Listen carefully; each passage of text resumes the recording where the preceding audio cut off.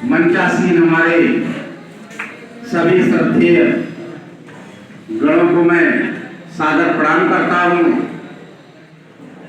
सामने जो हमारे इस देश का अतीत बैठा हुआ, जिसको कि हम लोग इस देश की बागडोर देने जा रहे हैं, मैं उनको नमन करता हूं।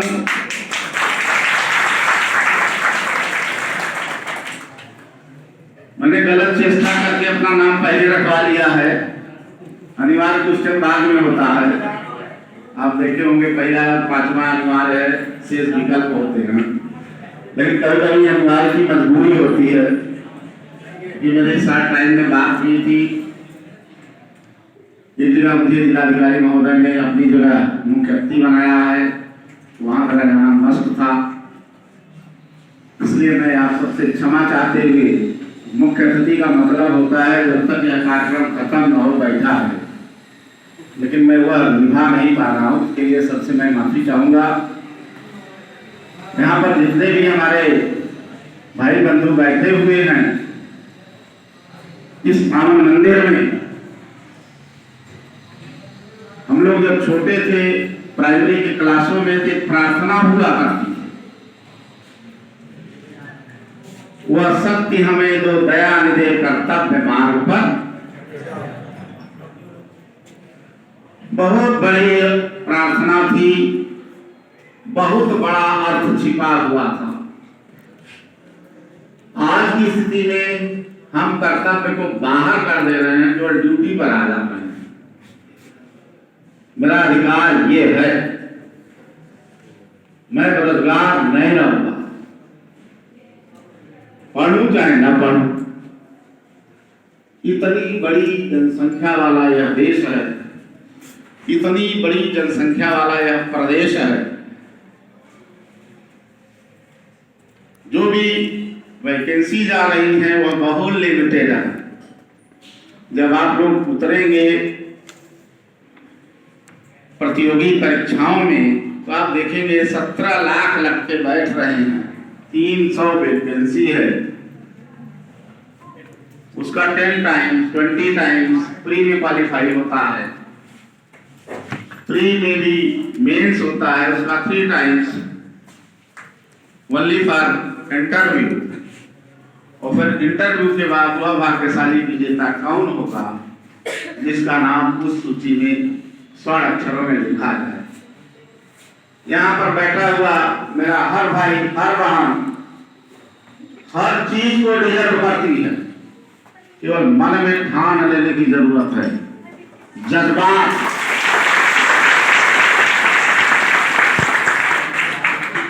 होना चाहिए मन में।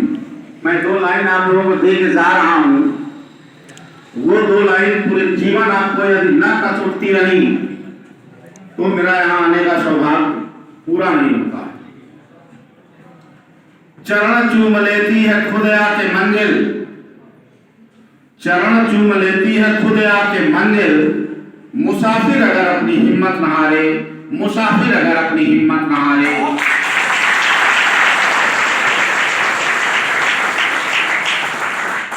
दोस्तों, आप जिस परिवार से हो, मैं भी उसी परिवार से हूं, किसी ऐसे परिवार से यहाँ आके नहीं खड़ा हुआ हूं कि मैंने चाहा और तत्काल उसकी पूर्ति हो गई। मैं एक डेवलपमेंट का ऑफिसर हूं और आपकी एक बात और बता देना चाहता हूं कि डेवलपमेंट हमेशा क्राइसिस में होता है, हुआ है और होता भी रहेगा। यदि आपको क्राइसिस की जानकारी नहीं है तो आप डेवलपमेंट के लायक नहीं है। डेवलपमेंट केवल नाली खरीदा तक सीमित नहीं होता, सामाजिक, आर्थिक, वैयक्तिक सभी प्रकार के विकास को ही विकास कहा जाता है। आजकल गांव में पता चला सीसी रोड बन गई, नाली बन गई, खड़ंजा बन गया, शौचालय बन गया, कहीं गांव हो गया विकसित, ओडीएफ पूरा प्रदेश हो गया ओडीएफ। सवेरे जब जाने मैं निकलता हूं तो पता चलता है मेरा ओडीएफ है, हम कहां चले तो कहां। यह वही भारत देश है जिसे सोने की चिड़िया कहा जाता था। लोग पता है या नहीं? हाँ या नाम जवाब देना। पता है ना? सोने की चिड़िया कहा जाता था। क्या यहाँ सोने की खदानें थी? हाँ या ना? किसने यस कहा? जरा खड़े हो जाओ, मैं भी पता कर लूं कहाँ कहाँ है, वहीं वहीं जाता हूं। यहाँ कोई सोने की खदान नहीं थी। सोने की चिड़िया पूरे विश्व में हिंदुस्तान को कहने का कारण केवल और केवल हमारा संस्कार था।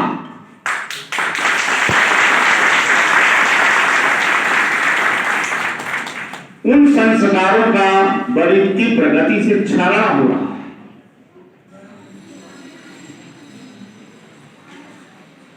मैं जिस गांव का निवासी हूं, उस गांव की हर बेटी, हर बहन मेरी बेटी, मेरी बहन हुआ करती थी। किसी की हिम्मत नहीं थी उस गांव का ये जो व्यक्ति भी वहां खड़ा हो तो हमारे बहन बेटियों पर परिंदा पर मार देता। आज हालात बिगड़ चुके हैं। किसके साथ क्या हो रहा है हमसे नहीं मतलब, कौन लफड़े पड़े चलो।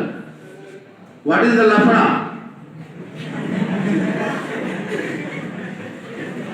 यहाँ कितने लोग ऐसे आए हैं जो आजीवन यहीं बने रहेंगे? है किसी में दम? अगर हो तो बता दो, हाथ उठा दो, हम भी देख लें कि कौन अमर ज्योति बन के आया है। जाना सबको है, ये नश्वर संसार है। केवल और केवल यहां रह जाएंगे आपके द्वारा किए गए सत्कर्म।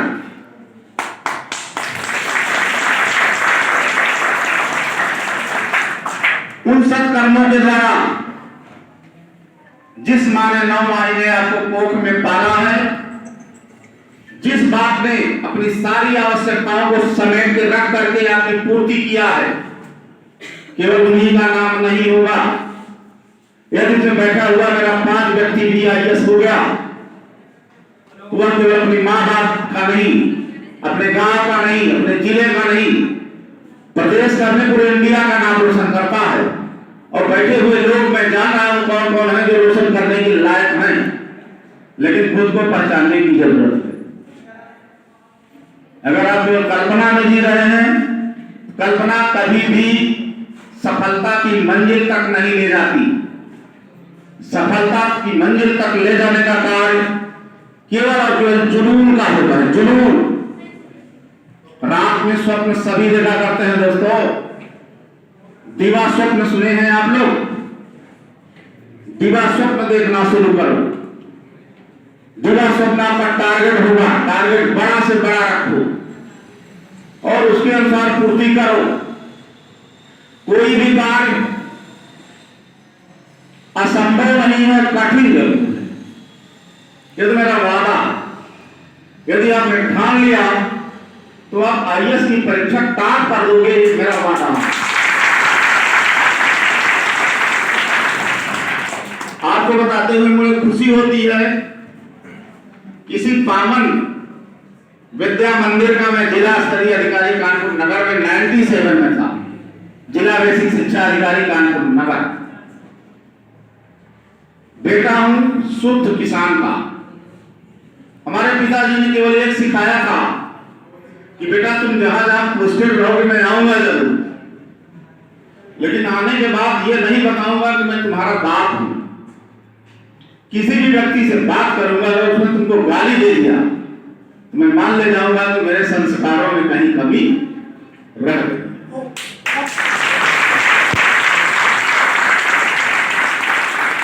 आजकल बड़ी लंबी दौड़ है लक्ष्मी को लेकर के। 60 कैसे करोड़पति बने। आए दिन छिनैती हो रही है, आए दिन डकैती हो रही है। अभी एक ताजा मामला है किसी ललितपुर का, बताने में मुझे शर्म आ रही है। उस कार्यक्रम में मैं गया था। 4th क्लास एम्प्लॉय की बेटी थी। लड़के वाले जो भी जेवरात वगैरह यहाँ लगन करते हैं शायद, सब कुछ लेके आए थे। 16-17 लाख रुपए का जेवर और कुछ कैश उसमें था। 5-7 लोग जो वहां पर बैठे थे कमरे में सब खास थे। कोई मामा था, कोई साला था, कोई फूफा था। कहीं न कहीं चूक हुई। एक लड़का आया और थैला लेके भाग गया। ये थैला लेके जो भागा है अगर इसकी सूचना हम आगे देखेंगे, ये हमें कभी आगे ले जाने लायक नहीं बनाएंगे। और आज बच गया, कल बच गया, परसों बच गया, एक न एक दूसरे हवालातों के सलाखों के पीछे जाना पड़ेगा और अपनी जिंदगी की कुर्बानी देनी पड़ेगी। दोस्तों, आप जिस जीवन में जी रहे हैं, विद्यार्थी जीवन से अच्छा कोई जीवन नहीं होता। कारण इस समय आप पूर्ण रूप में स्वतंत्र हैं। न तो आपको सीएल लेने की जरूरत है, न ईएल लेने की जरूरत है। या तो माँ बाप को आप मूर्ख बना के आगे निकल जाओ, लेकिन आगे जैसे निकलोगे कुछ क्षण बाद आप मूर्ख बनोगे, कि हमारा माँ बाप उतना ज्यादा ज्ञानी नहीं है, किसी मेहनत की कमाई से हमें अच्छे अच्छे पावन मंदिर में भेज तो सकता है, लेकिन वह इस स्थिति में नहीं है कि हम मुझे गाइड कर सकें। हम लोग जब पढ़ते थे, जिसको इंग्लिश नहीं आती थी उसे हम लोग अशिक्षित मानते थे। अब पैटर्न बदल गया।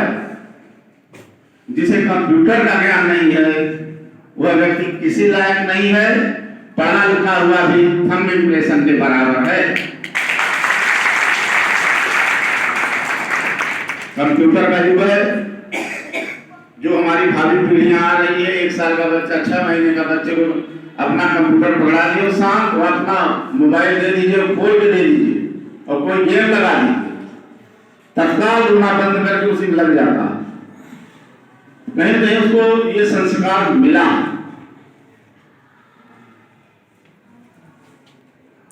आज हम जहां बैठे हैं,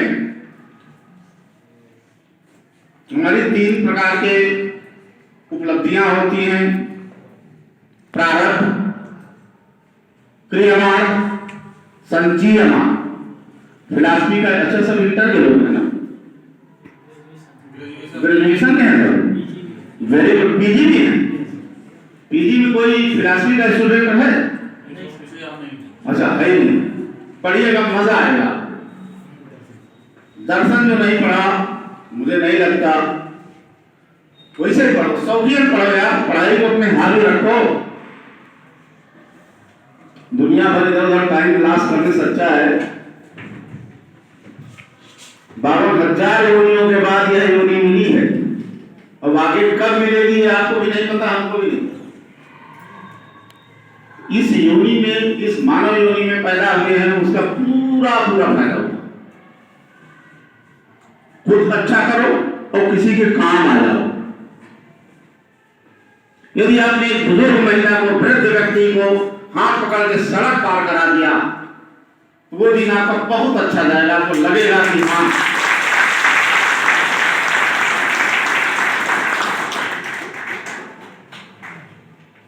अपने लिए सब जीते हैं। हिंदुस्तान में 3 प्रकार के दुखियारे हैं। पता है नहीं? किसको पता हो आप बताइए। हिंदुस्तान में केवल 3 प्रकार के दुखियारे हैं। है बता दीजिए। सबको पता है, सब जानते हैं, केवल बोल नहीं है। सबसे ज्यादा दुखियारे 98% वो दुखियारे हैं जो दूसरों के सुखों से दुखी हैं।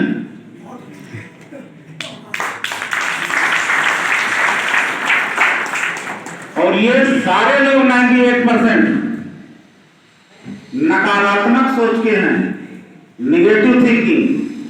ये किसी लायक नहीं है, इनको डिप्रेशन होना ही होना है। इस समय डिप्रेशन की बीमारी बहुत तेज चल रही है, और इस कोरोना ने तो और तेजी कर दी। अब कितना बचा? 2%। उसमें 1.8% वो दुखियारे हैं जो अपने दुखों से दुखी। जो पहले बताया 90%, 98% वो अधम कोटि के हैं। उनको नरक में जाना ही जाना है। दुनिया की कोई ताकत नहीं बचा पाएगी। 1.8% वो दुखियारे हैं जो अपने दुखों से दुखी हैं। वो सामान्य कोटि को लोग हैं। 0.2 अभी बचा ना। 0.2% वो दुखियारे हैं जो दूसरों के दुखों से दुखी हैं। वही सज्जन लोग हैं और उन्हीं के सामने नहीं। 4 प्रकार के युग होते हैं आपके, त्रेता युग, द्वापर, कलयुग। इस समय कलयुग का प्रवेश हो चुका है, पता है कि नहीं? हाँ, यस सर। हम लोग जब पढ़ते थे, बड़ी बहन को अगर बच्चा होता था तो छोटी बहन 4-6 महीने ज्यादा उसके यहाँ रहती थी। नदिया की पार फिल्म बहुत लोग देखे होंगे, गुनिया के बारे में जानते होंगे।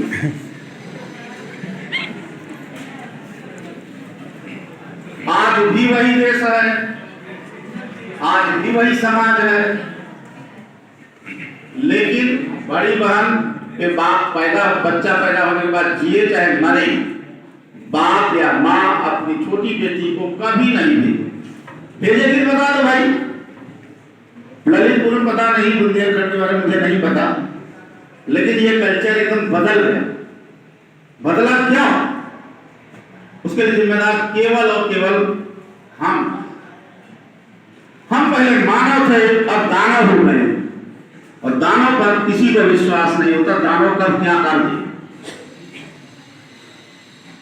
संस्कार हमारे कितने फलायित हुए हैं आप समझ गए होंगे।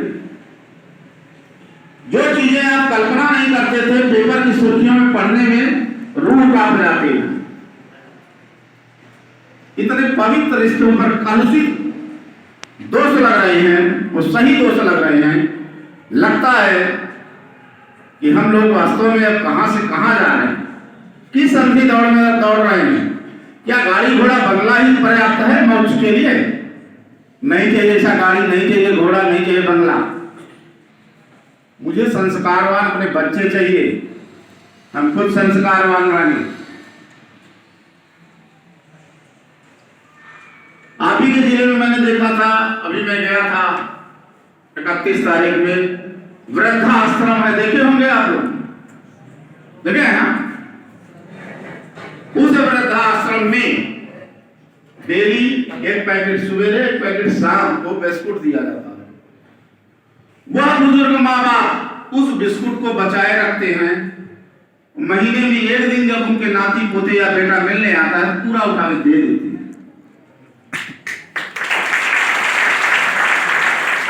क्या जिसने 9 माह मुझे कोख में रखा, इसी दिन के लिए रखा था कि जब वो वृद्ध हो जाएगी, वृद्ध जस्ट लाइक नवजात शिशु के बराबर हो जाता है। जब मैं पैदा हुआ, कड़ाके की ठंड की दिसंबर की रात में मैं टॉयलेट करता था, मेरी माँ उधर खुद सोती थी और जहां सूखा होता था खुद को हमको सुला देती थी। अचानक मेरे पास कौन सी ऐसी जिम्मेदारी आ गई कि मैं माँ बाप को तो रोटी देने में भारी पड़ने लगा। यदि हम भारी पड़ रहे हैं, जो आप बच्चे हैं उन बच्चों से भी यही अपेक्षा करिए। ये ना सोचिएगा कि वो आदर्श माँ बाप मान के आपको बहुत ले जाएंगे आगे।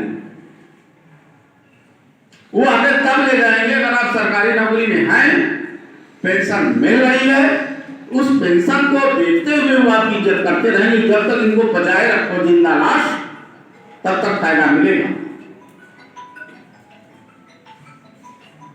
दोस्तों, क्योंकि मुझे एक कार्यक्रम में और जाना है, मुझे बोलने की बहुत आदत है। मैं आप सबको पा करके अपने को कृतार्थ समझता हूँ, धन्य समझता हूँ इस पावन मंदिर में, और धन्यवाद उनको ज्ञापित करता हूँ जिन्होंने इतनी बड़ी पावन मंदिर के लिए विद्यालय बनाया। लेकिन इसका जरूर आपसे अनुरोध रहेगा कि आज के बाद अगर आपके जीवन में क्षण मात्र भी परिवर्तन हुआ तो मैं धन्य मानूंगा यहाँ आने के।